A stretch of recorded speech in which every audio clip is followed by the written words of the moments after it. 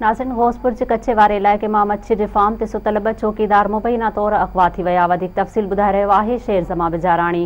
जी शेर ज़मा, तफ़सील ॿुधाइजो।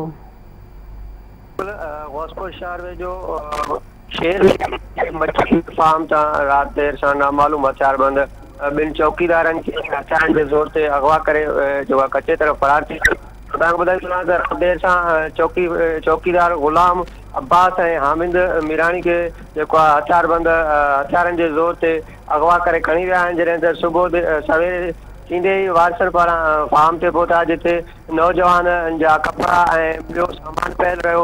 जॾहिं त नौजवान न हुजण जी सूरत में वारसनि غوثپور थाणे ते रिपोर्ट दर्ज कराई, जंहिंखां पोइ غوثپور पुलिस वाक़े वारे हंधि पहुची नौजवाननि जा पेरा खणी कच्चे तरफ़ पेरा खणी पोयां वियल आहे। जी शेर ज़मा, जी महिरबानी।